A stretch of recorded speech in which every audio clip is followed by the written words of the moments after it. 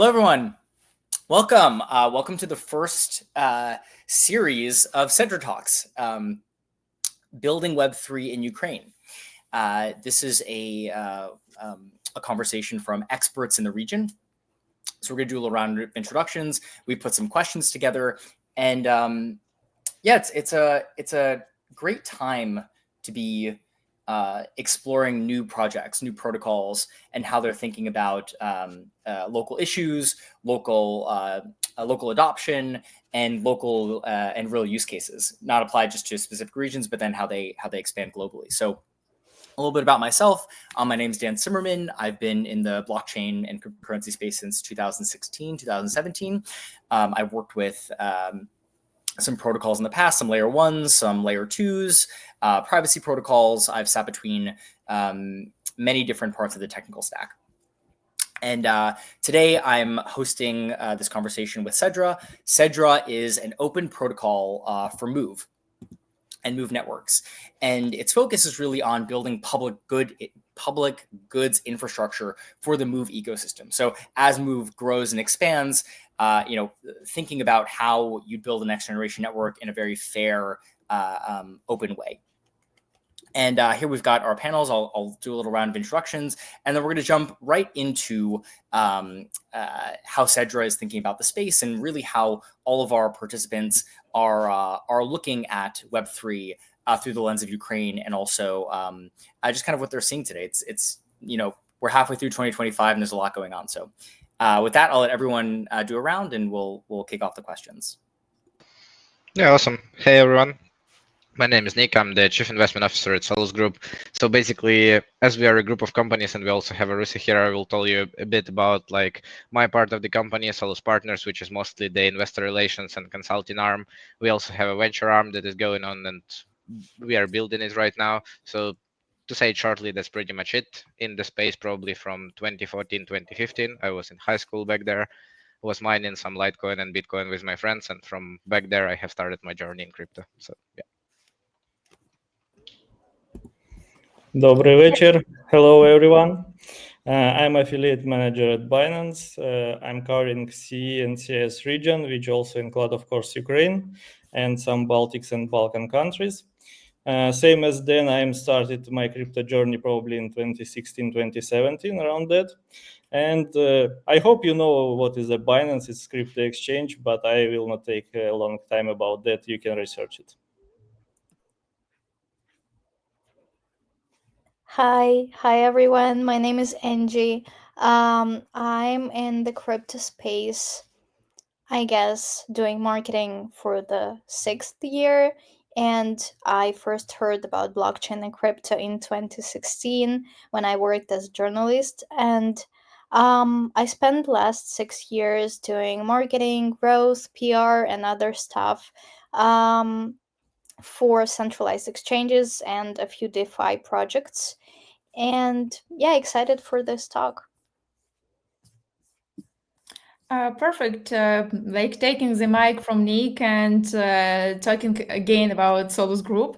First of all, we used to occupy usually the space when we are talking about Ukrainian community. Usually we have a big amount of guys from Solus Group.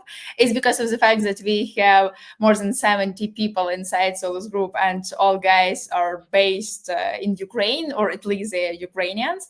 So talking about me, first of all, I'm Ukrainian. Second, it will be my 5th anniversary soon in Web3 marketing, and during the time I helped to more than hundreds of different projects to succeed and grow in Web3. So that shortly about me, about my role in Solus. I'm taking care about our agency part. Nick taking care about our venture arm. I'm taking care about a marketing part. So everything that's connected with marketing is on me, and I'm really happy that it's on me, and I have the beautiful opportunity of helping projects to grow both worldwide and inside Ukrainian ecosystem, inside beautiful, magnificent Web3 ecosystem in Ukraine.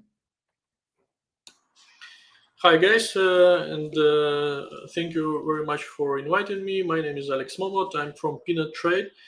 We are market maker, and we are doing a lot of sophisticated strategies and simple strategies, mostly market neutral, helping projects to get listed, help start with a TGE and providing all the services around liquidity. And my journey started at 2013. Then I was a participant of Ethereum ICO. Unfortunately, I missed Solana and several other blockchains that currently very big, but still it was quite fun at the beginning. And now it's more about hard work, but it's still very interesting for us. So we'll be happy to share something connected with Ukraine and our journey, since I'm Ukrainian as well.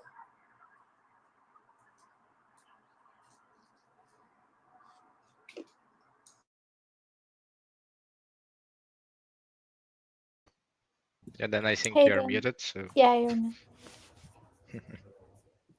Okay. Okay. Thank you, everyone. Let's dive right in. So every region thinks about blockchain, digital assets, and decentralization differently.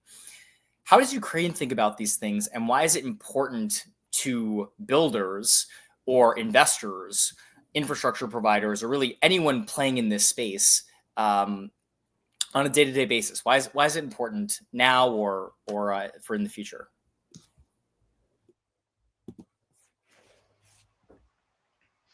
honestly, I will start. A great question. So, like from my perspective, the main idea that blockchain brings to us is, like in my mind, from the cultural standpoint, all the Ukrainians are mostly doing the stuff. We are like can collaborate together even if we don't know each other, and it's like pretty easy for us. So, from my perspective, blockchain brings it like to the other level, and you can do it worldwide in general. So it's like pretty aligned with what we have in our culture, and decentralization is also something that we have aligned with our culture.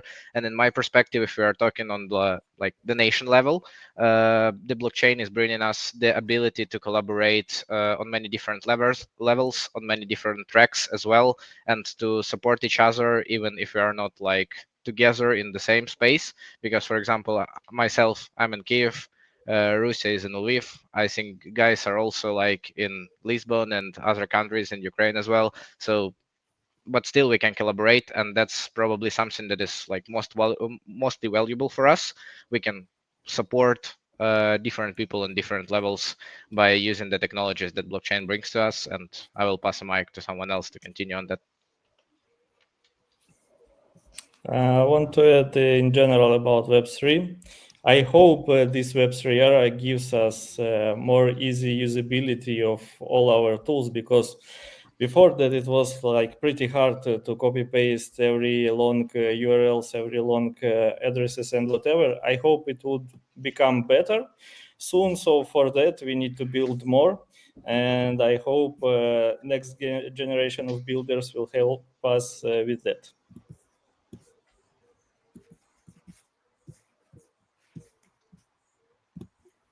Yeah, Cool. I think I have. yeah. Go ahead. Andrew, you want to go? Thanks. Go for it. Yeah, I think I wanted to add just one thing, which conceptually differs Ukrainian from other like regions and people, is that in Ukraine, like given the full scale war that we have here, we don't actually see blockchain as a buzzword or whatever. We see, and it's been proven a lot of times, that blockchain is actually a survival tech for like a lot of emergency situation, especially when the like traditional systems can break or become unreliable. Decentralization is just a lifeline. So for me, exactly that's what it is.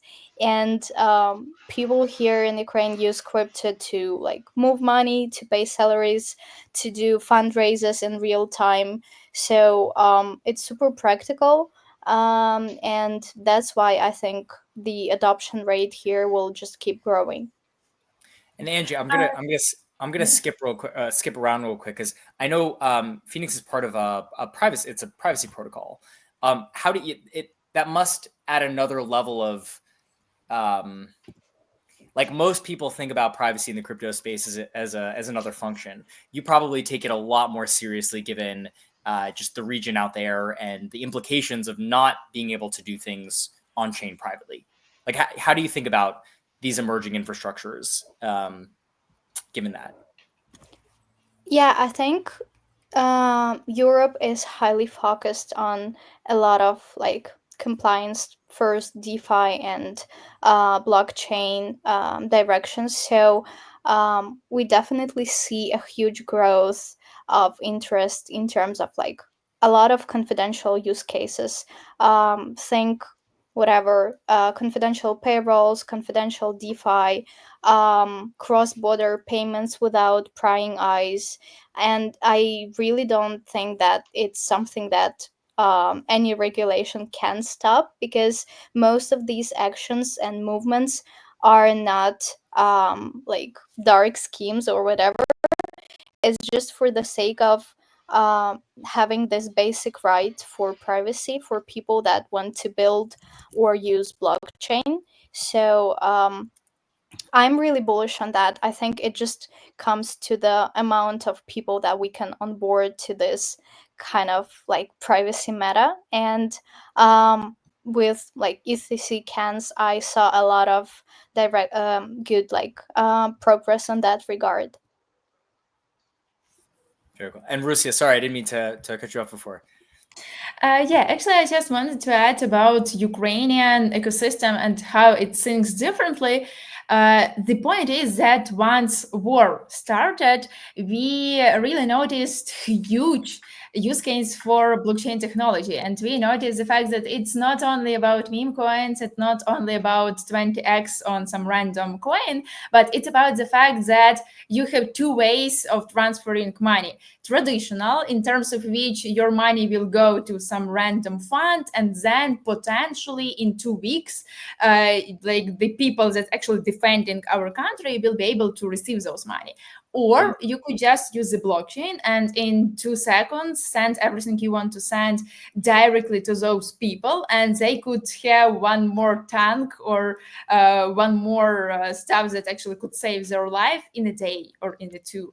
Yeah, so because of that, I believe that Ukrainians really understand like part of Ukrainians, of course not all, but core Ukrainian Web3 community really understand what blockchain is about. And on my example, big amount of like older generation in my family at the beginning of war, they were asking me how they could contribute in really short term. And I just were onboarding them through the Binance because it's a quick way how they could send money. So for us, it's a little bit different from that perspective. Plus, during all the war, people continue to contribute via crypto because it's just easier. It's not more profitable, it's easier. And again, it's about real use case of blockchain technology. But also, second point is in the fact that crypto is international, yeah, and Ukrainians in general, they're so easygoing, they're more than okay to communicate with every other nations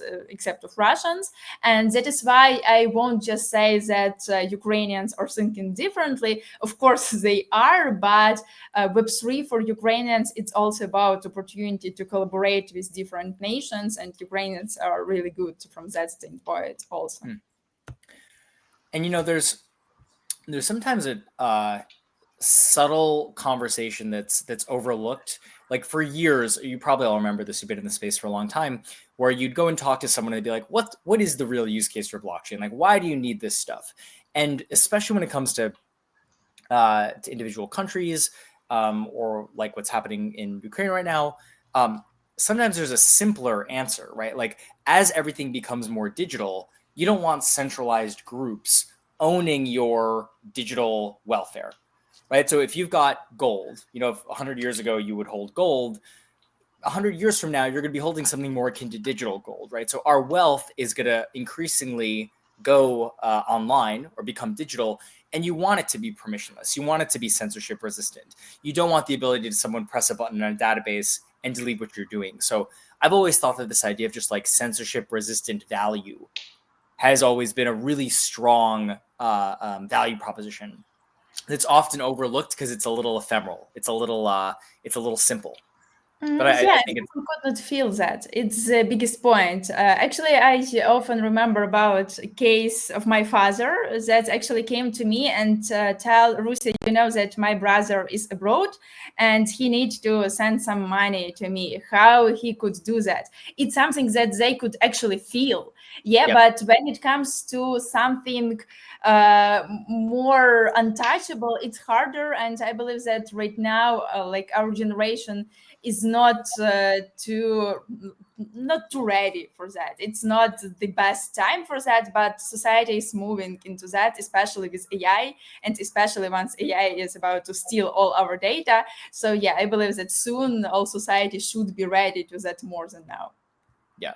Well, it's already happening, right? Like people are not like, if you're against a certain faction of a government or something and they don't like what you're doing, they could freeze your assets, right? It's very easy to do things like that. And you're already starting, at least in other parts of the world, we were starting to see that in the last couple of years. So it is becoming more common.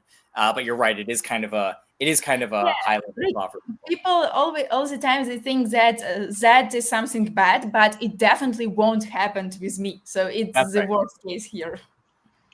Okay, so what are some use cases in Europe that digital assets and blockchains enable, maybe outside from other regions, or is it would you say that it's pretty similar to the rest of the world? Are there unique use cases in Ukraine that the rest of the world might not be aware of?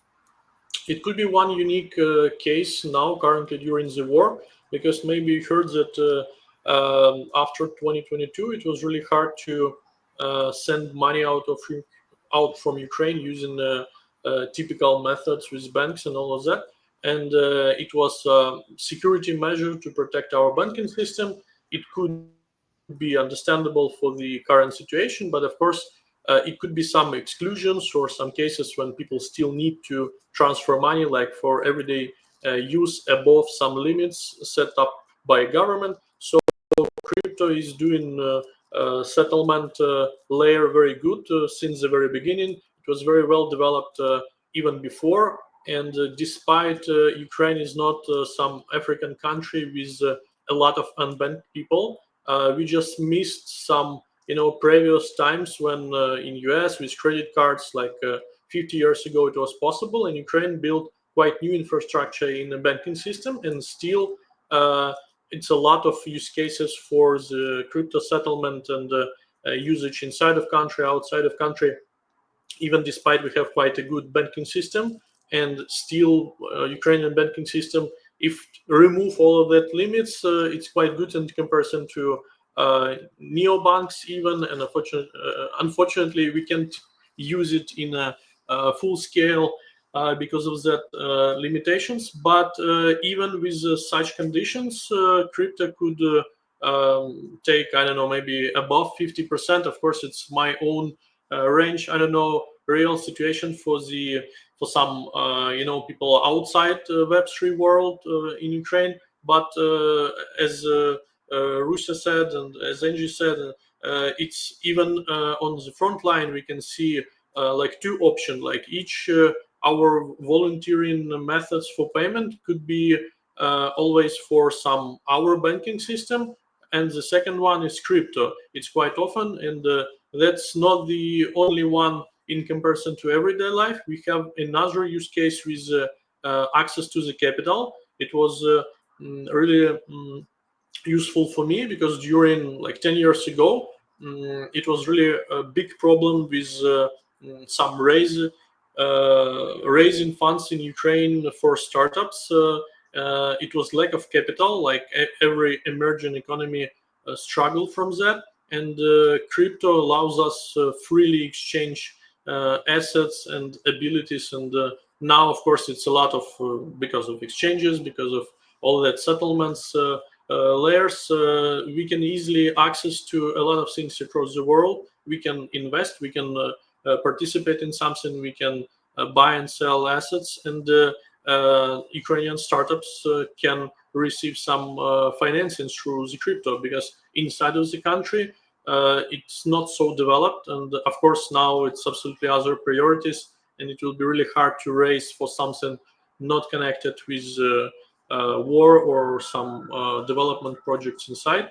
And there are many things that really helps a lot of people during last probably 15 years to develop, and including at the beginning of the crypto in 2013, for example, the first ASIC chip was developed by Ukrainian, and during 2014, probably 50% of all mining power of Bitcoin located near Kiev. So it's a lot of stories during that years. Probably it will take, I don't know, a few hours to repeat. So I just pass the word. Yeah, I agree with Alex on that. And I feel like in Ukraine, the main use case is just using crypto in the real world. And I see that progress within like the last couple of years. For instance, when I went to the gas station recently and I hear like regular people, moms just like me, talking something, and I hear they mention USDT, like you can pay via USDT, and I'm like, oh, that's a real adoption I was dreaming for like for years.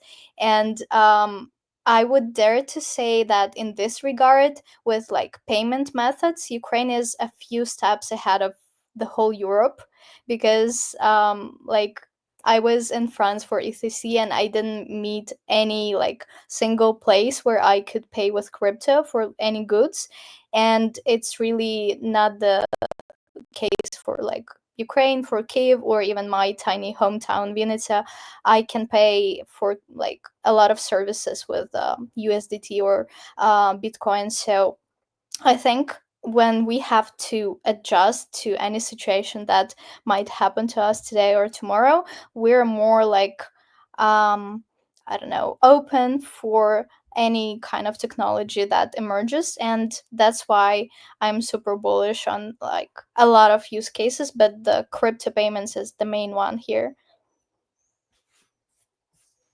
Yeah, I totally agree here, but I would like to add some specific use cases that are not really popular. People are not really talking a lot about them, but in Ukraine we can see them. So, for example, we have different DP networks, and for example, the storage networks that are like specifically built to save our data. And then popular use case that we can see right now is that on top of the war that we have in Ukraine, we also have a cyber war in some way where like different hackers are fighting against each other. And from my perspective, one of the greatest ideas is that you can use basically, for example, the storage, where we have the Ukrainian advisor in the team as well.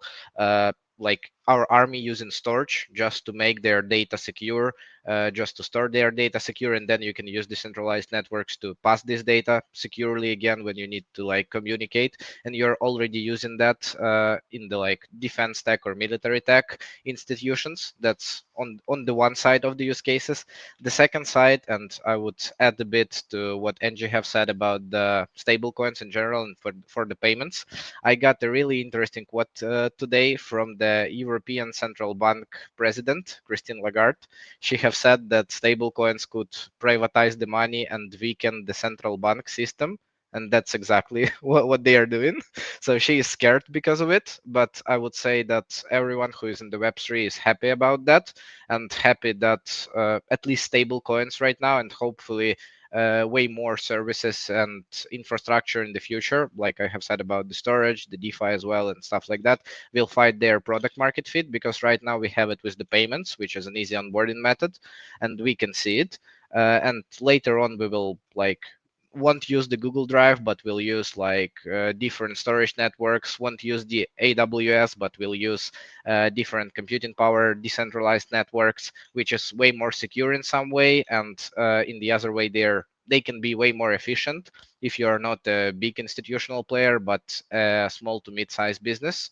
Uh, Even right now, you can check them, you can potentially use them for their business, and it will be way more efficient and scalable. And that's pretty much my point on that end. So just to come back to the question quickly, we shouldn't compare ourselves with the Europe, because Europe is pretty slow due to bureaucracy, but we should compare ourselves to the other countries where the adoption is on the other level. For example, like, I don't know, Singapore or some Asian countries as well, which are way more developed from my perspective than European countries. But so you think Ukraine has a regulatory or legal framework that they're more receptive to getting these technologies out faster? as a person who was taken apart for some time in the development of that regulatory framework, I would say that we are still in development, and the people from the government still don't understand all the use cases and how to tax it properly. But from my honest perspective, the stuff that is pushing forward by the Ministry of Digital Transformation, which is the most Web3 proactive part of the government, is in the Ukraine. If we can push the ideas that they are providing, that can be a great framework that will be way more flexible. But as we are moving to Europe at the same time, we should be somewhere in between the framework that they are providing and the regulations that the Europeans wants to have. But still, I would say the more flexibility we can have inside our jurisdiction, the more prosperity for the Ukrainian startups and the more growth for the Ukrainian startups we will have. So that's probably my main point. Maybe this is kind of a question for everyone, or Nick, we can stick with you. Like, what do you think it will take to make the region more receptive to startups, so that they will, so that more crypto startups will want to come to Ukraine? You know, whether they're Ukrainian nationals or international teams that want to come and take part in the economy. Is there anything that's really working now, or any kind of additional steps, whether that's kind of on the regulatory side or just maybe there's some other like legal aspects? I will answer shortly and pass the word to the other guys. But from my perspective, not only Ukraine, but each country has its like problems on a global scale, if I can say so. And that's pretty much why we have the development of the Web3 startups and defense tech startups, which is like going one along the other.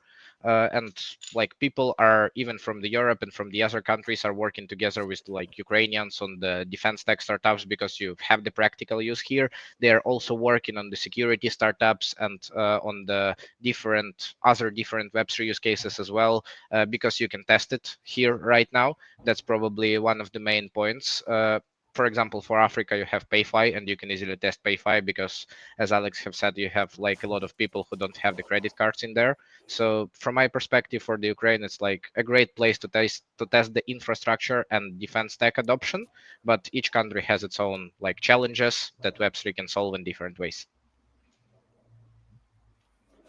And maybe someone else.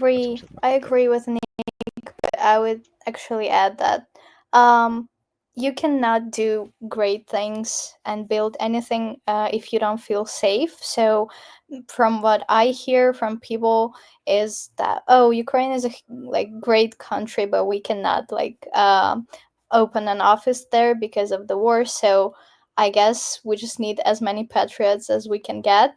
And then I actually think that it's a great country to build in terms of like networking, in terms of smart people, in terms of cost of living. It's pretty cheap to live here, and you can get an office for a very reasonable amount of money. So I think we are really open to meet a lot of new cool startups and facilitate them with smart Ukrainian brains.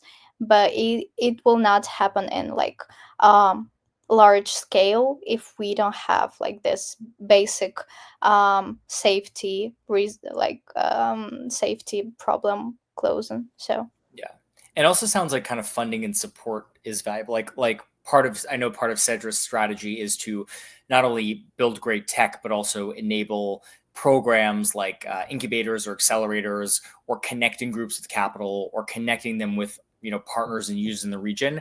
That's always incredibly valuable for new teams that are maybe coming. So I don't know if there are programs like that already in Ukraine, but that seems to be very helpful to just sort of as a regional adoption mechanism. Yeah, I can add something about that. So first of all, since I'm not living in Ukraine now, I'm in Portugal. I can compare one of the most popular destination for expats. So Portugal is great because of climate, but in comparison to Ukraine, like you can even see now in my picture some problems of locals. For example, this door is not closed properly. You can see some boxes putting it to the wall, because otherwise it will open because of wind, and that's a very strange problem for Western Europe. But still, in Ukraine, it should be done in just, I don't know, 1 hour and maybe a few minutes. And in Portugal, it's impossible for half a year. And that's the country of Western world. It's part of European Union. It has a lot of financing from some big countries in European Union, like Germany, building these beautiful roads. They have a lot of other things that a lot of countries helping them with. But still, if you need a job to be done, you need to hire Ukrainians, because a lot of countries across the world with good conditions locally, it is not, I now divided in my life, I divided in North countries and South countries. So it's kind of mentality. North mentality, you should know how to make job done, because you will be dead during winter. Or I don't know why it is so, maybe because it's like historically they should know how to live properly, and South people typically just enjoying life. Of course, it's good in our century when you need to somehow balance your life, but for the work and for startups, for somebody who want to achieve some great results, it's needed to have some local support. So it's a lot of countries with same problems, and I think Ukraine quite good. It was not very obvious for me when I lived in Ukraine, and now I can see a lot of examples across the world that it's really important. And for many startups, it will be much more comfortable. So even despite security situation currently, so during the day, and if to make some proper security measures, it still will be quite good in Ukraine. I know that a lot of people lived before 2022, and it was good for them. And probably the biggest problem, as it looks for me now, it's more about local trust and local assets and access to financing. So if this problem will be solved during next years, maybe from 5 to 10 years will be needed to improve the mentality, to give a trust for everyday communication and for some financial interactions and something else, to bring level of trust on the Western level, and then to receive some support from corporations, from some funds that will finance all the needed infrastructure, because still in terms of roads, in terms of some other connections, infrastructure in Ukraine should be, first of all, repaired because of war, and second, developed to have the same level of Western Europe. So it will be a very good place, and how it was before 2022, it will be again a very good location and destination for doing the startups. And now for me it's even more clear because I can compare it with something else.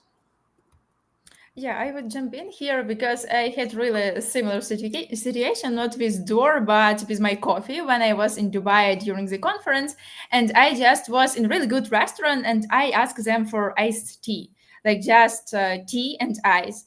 Or it was iced coffee. They told, no, we don't have that in the menu. I told, come on, guys, you have ice, you have coffee. Could you just combine? And they told, no, that's not possible. But when I'm in Ukraine, I could go anywhere, ask anything. And even if they don't have some specific product, they will go to the supermarket and they will buy them. And that's something that we see in the Web3 also from the Ukrainians' perspective. We are working with big amount of clients that's based in the USA, for example. And they are really surprised because we could do amazing amount of work in like 1 day, 2 days, and that's more than okay for us, while for them they would do that during 1 month or something like that. So initially I definitely don't think honestly that right now we need onboarding some external startups to the Ukraine, because we have big amount of good talents inside of Ukraine, and we could just prosper them, give more resources to them, and make sure that they also will grasp resources from the global wealth. Yeah. And then after our victory, in that case, yeah, Ukraine definitely could be one of the major Web3 hub inside of Europe, especially again, after it would be easier to come here and stuff like that. Even during Encrypted conference, we could see that big amount of people, they wanted to come to Ukraine. They wanted to come to Ukraine despite of the war, despite of the fact that they could be in danger. But come on, it takes 20 hours at least in order to get here. So right now we need to solve that problem. And after that, in case regulations also would be moving in that direction, it would be more than easy for Ukraine to become that hub. And one more point that I wanted also to add from the perspective of use cases is honestly the fact that let's be honest, in Ukraine, we don't have high salaries and we don't have high prices. And because of that, and because of the fact that Web3 is actually redirected to redistribute that global wealth to different countries based on the skills of people that stand here, for Ukrainians, it's really good to showcase their skills, even sometimes in airdrops or some really easy tasks or really hard tasks as blockchain development and stuff like that. Because for us, that airdrop amount, even if that's $300, for someone, it's actually life-changing money. For guys in USA, $300, come on, it's nothing. Yeah, it's like one dinner or something like that. But for Ukraine, it's really good use case thanks to that effect of global wealth redistribution in Web3 specifically. Any follow-ups there? That was a great response. Okay, so talking about use cases that people need, what are some use cases that you all are most excited about?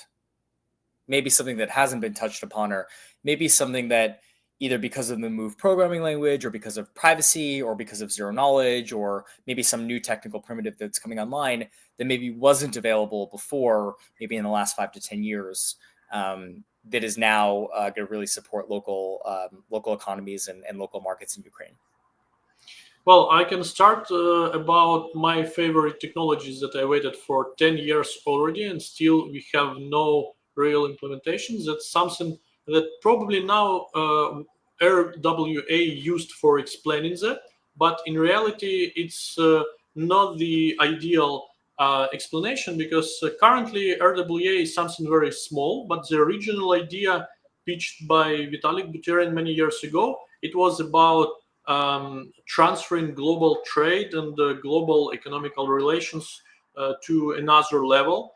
For example, when ship with goods will be moving from one port for another, so it will be possible to track in which particular harbor it should bring the goods, and then through the some sensors it will understand that the position and the temperature and humidity, everything according to the contract, and all of the interactions between counterparties will be solved on the blockchain without involvement of any lawyers or banks or some third parties who will just now making everything very complicated. So you can pay a lot of money for lawyers, but it will not solve the problem. It will create another problem, and it will be like several years if something goes wrong with courts, with all of that. So that's definitely broken part of world economy, and blockchain could really solve it.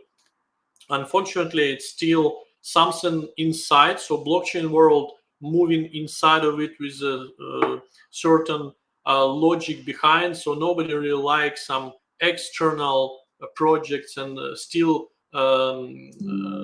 thinking about that as not a successful use case. Of course, that's true right now, because we need some very big corporations to start moving and betray their legacy and change everything how they're doing right now, because of course for each corporation any changes it's really hard, and flexibility, it is not the word they like a lot because of the size. But I think that during next years we will start seeing something like that, because it's more and more experiments, and after some additional changes, and after maybe more people will start using some internal blockchain I don't know, technologies, it will be a huge change in paradigm, and everybody will start thinking that blockchain could really solve real world issues, and we will see a progress as well. I love that answer. I would just add to that probably ideally I would want it all to see on the level of, like, call it abstraction or whatever, so that like most of the users don't have to understand that this is happening via blockchain, or they don't need to understand smart contracts to deal with them.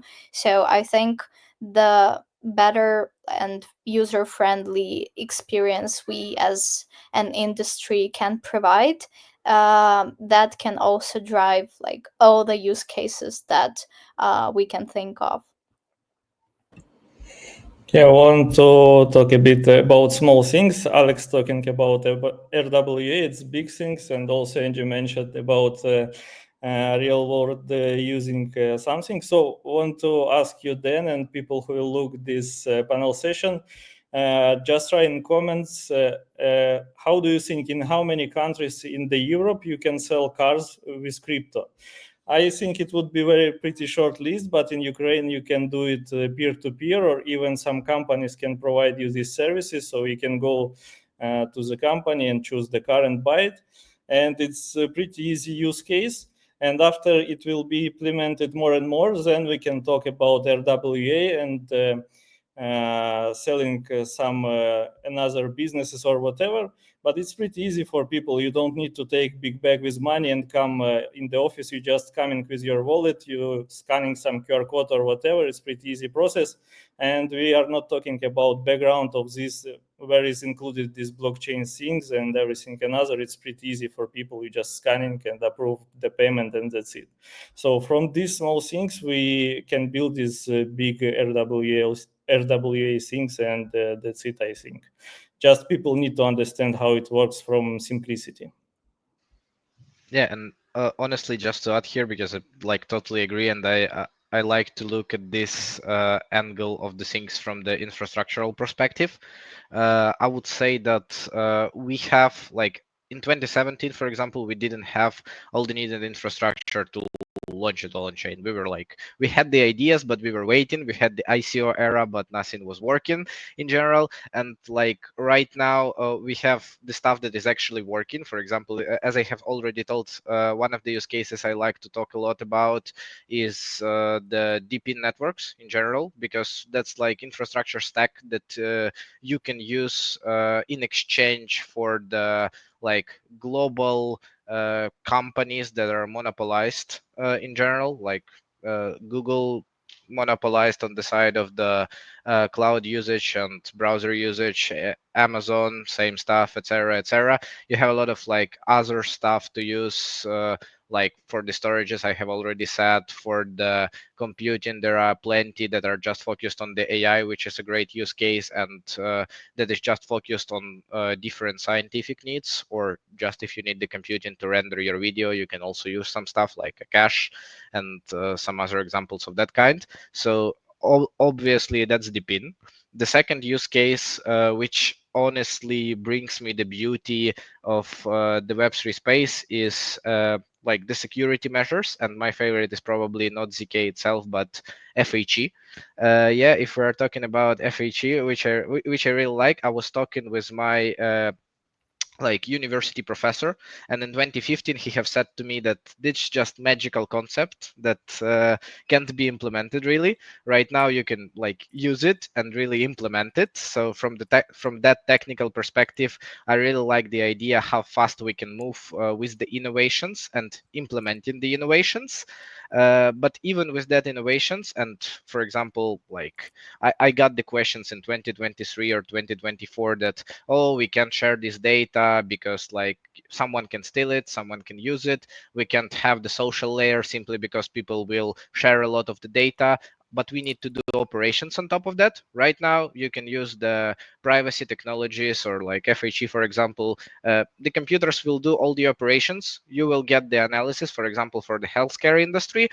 Along the way, like no one will know your personal data, your personal health score, etc., etc. You can just securely share it and even earn on top of that. But the final part, to combine all of that, we need the people to have the adoption in general, because we have talked about selling the cars, we have talked about RWA, we have talked about like the supply chains. But when I'm talking with the like one of the biggest Ukrainian logistics companies, they are talking about, oh, fine, we can have like electronic cards that something is on the border, and I have said you can like tokenize it, move it to blockchain, it will be faster, you will scale it up, you will like deliver faster, make it optimized the system for any type of the like big mall where you have a lot of different magazines can be like sped up a lot. And they have said we are not ready, we don't understand the tech, we can't work with that, and it's like too expensive for us. But obviously, from my perspective, that's the last yard delivery for them and for us as well, to bring the blockchain technology and all of the other technologies we are talking about, because like ZK is not really corresponding just to blockchain. Same with the other tech. To the other level, to the global adoption, we need like big companies to understand the tech properly and not in the way they are understanding it right now. And I think that's one of the last milestones that we have to onboard the people in the space. And they're really happy that like there are a lot of Ukrainians who are obviously working around the ZK startups, like Rarimo, for example. Ukrainian devs are building it around FHE, and Angie can tell you more definitely about that, and many more on the like tech that is on the forefront, and I really like it. So from my perspective, we already have a lot of the infrastructure, but we need the companies and people to understand that infrastructure and work on top of that. Yeah, I don't think I can add too much on that because it was nicely said, but I feel like gathering together to solve something that seems like unsolvable problem, that's the actual meta of the next few years in Web3. And the more like high quality projects we have in the ecosystem, no matter where they are located, the better it will be for the like ultimate goal, which is adoption. And I'm glad that you brought FHE because it's like a super high utility tech stack that can be used anywhere, not just in Web3. But I think that we see a lot of Web2 companies moving in this regard as well, which means, and it's like a green signal for all of us in Web3 that we will have this like support from the Web2 world. It's just a matter of time and how much effort we would put into making it work. So I'm super excited about it. And I think it's not just about one use case, but like overall where we all are hitting and what we all are building together. Yeah, actually, I jump in here. First of all, it's kind of boring discussion because everyone agree with everyone, but I also agree with guys and with all the use cases mentioned previously.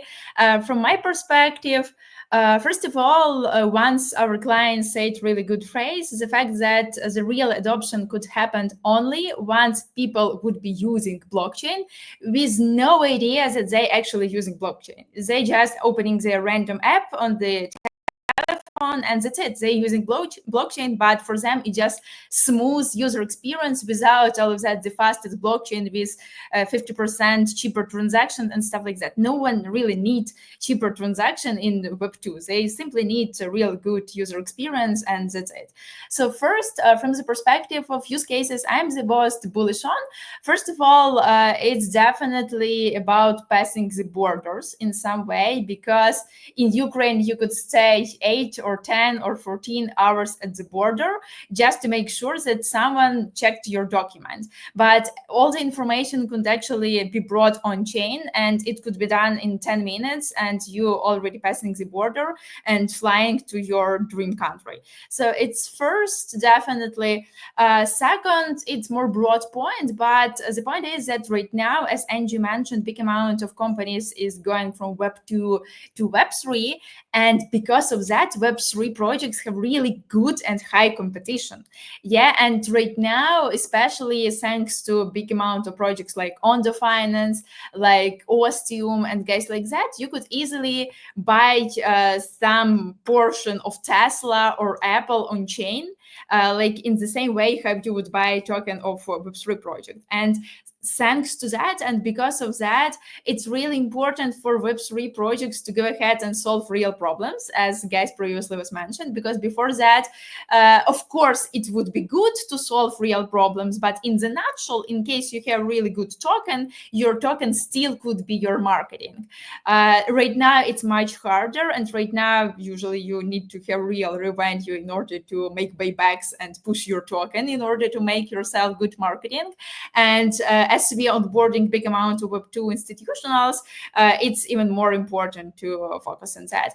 And last, my personal use case I'm really bullish on, it's actually charity, because with crypto, it's really easy to donate both to Ukraine and not to Ukraine also, because we have big amount of real use case, not about solving security issues, but about saving people's lives. And because of the tech, crypto could really make that charity ecosystem much better and much more transparent, because right now charity for big amount of people, it's one more business model. When you are simply donating 5% of the funds that was donated to your organization, thanks to crypto, it definitely could be changed. So that's my take. So why do we think it's exciting to have a new protocol, that's focusing on a fair launch model, that's focusing on being really a public good for Ukraine? Why is it exciting to have something like Cedra growing from the Ukrainian community? I kind of botched that question.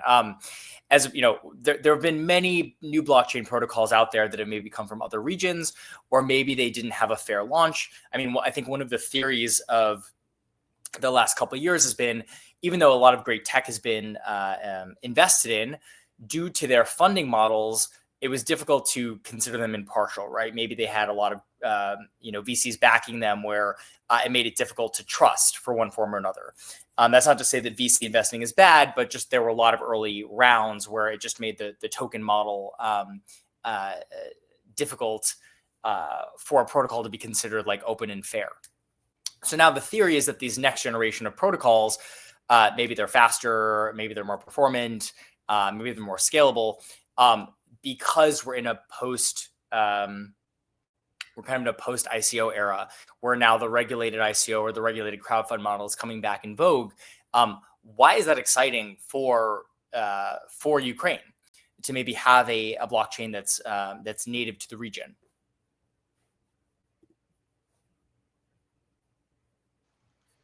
That's honestly a great question to think about it. But from my perspective, it shouldn't be just native to the region. Probably it's just the first step, but it should be there is an idea to have like native infrastructure for different communities, because it will be easier for the community to operate if they understand how the native infrastructure works, and if it will be easy for them to build it up for themselves.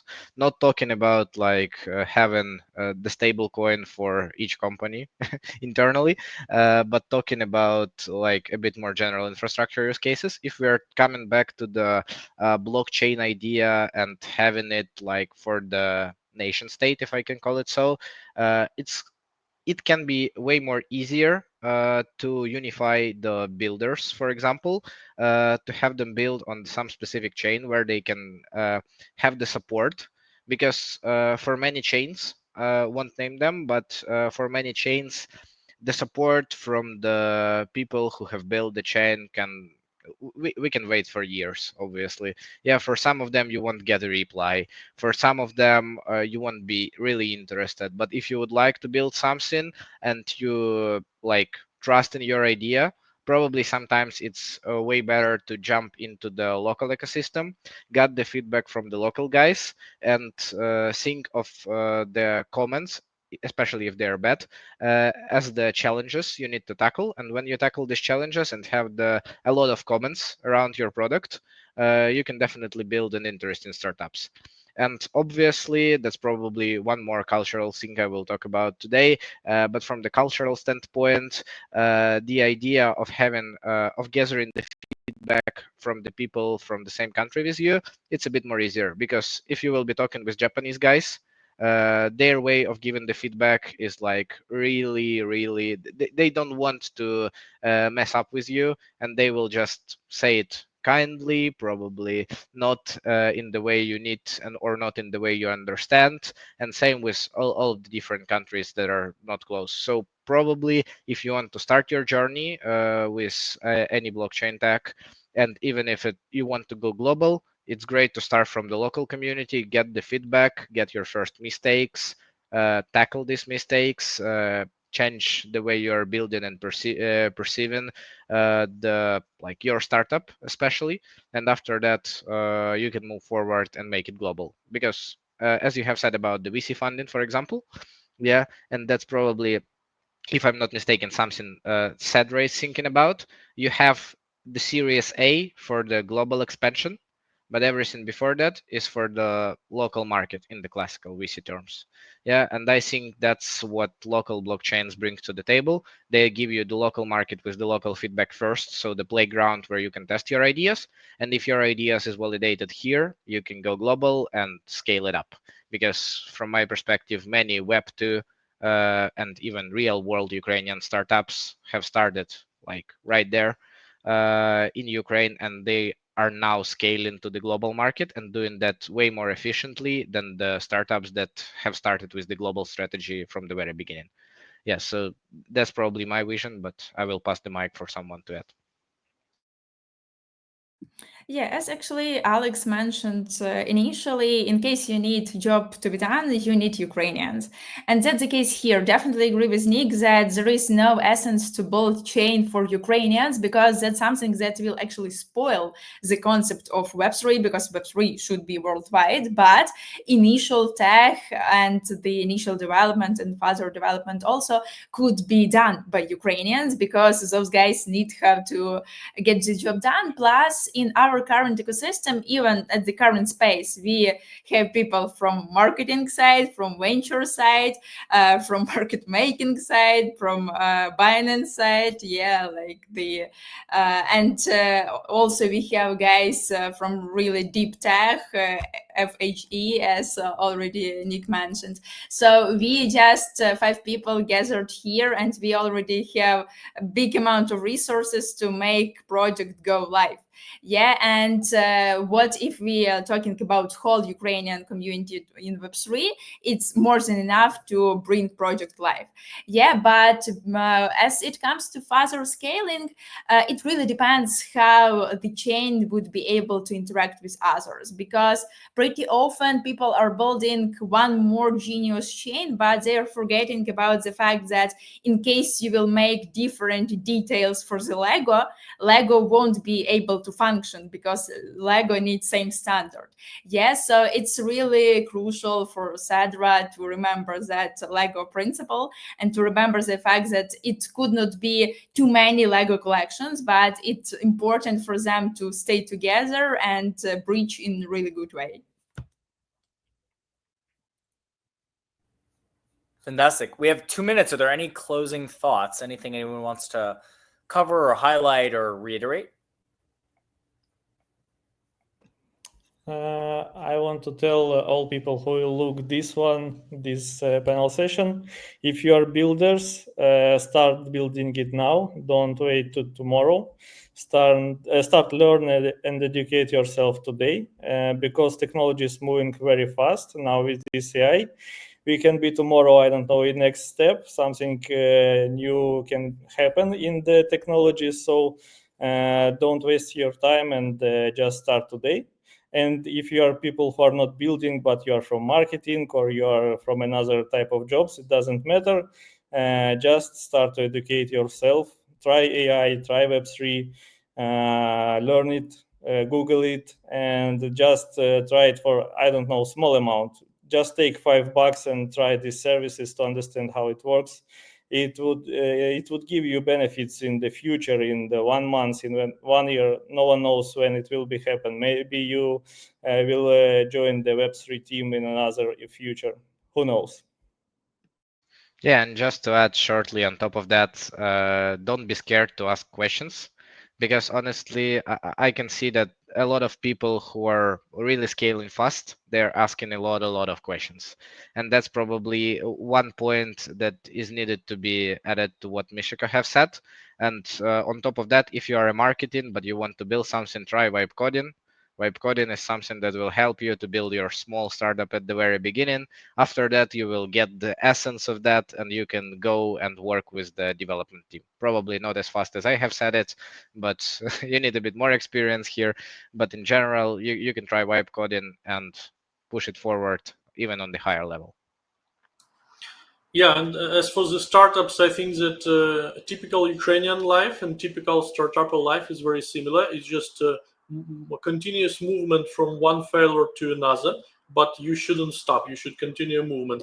And that's really helpful in my business life. The like tasks and experience that I've got during life in Ukraine. So I think that for all entrepreneurs in the world, it's quite useful. Yeah, I agree. I think not much to add here, but I would say that people in Ukraine don't need to be convinced. They just need like tools that are reliable, operable, and intuitive. So if you're building, be it a new blockchain or a DeFi protocol, doesn't matter.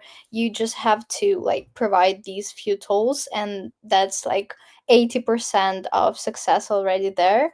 So that's what I believe as a marketer and as a DeFi user as well. And yeah, I think it was a great discussion, but we would need like another hour to get into more deep stuff like FHE and other things. But yeah, thank you everyone for contributing. And last note from my side, guys mentions that if you're a marketer, then don't be scared. Actually, the point that no matter who you are, maybe you are really good in design, maybe you have perfect mathematical skill, maybe you're good in physics, you definitely will find yourself place in Web3 in case you will join right communities. And actually, one of the major value of Cedra, for example, right now, it's community in which you could write, hello guys, I'm marketer and I want to find developer to join my team. Perfect. You already have a team of 2 perfectly motivated people that's ready to go ahead and build. You have support from Cedra. You have support from us because we're supporting Cedra also. So that's it. So don't be scared about not being developer, but go ahead and build something just because you want to build something, no matter who you actually are.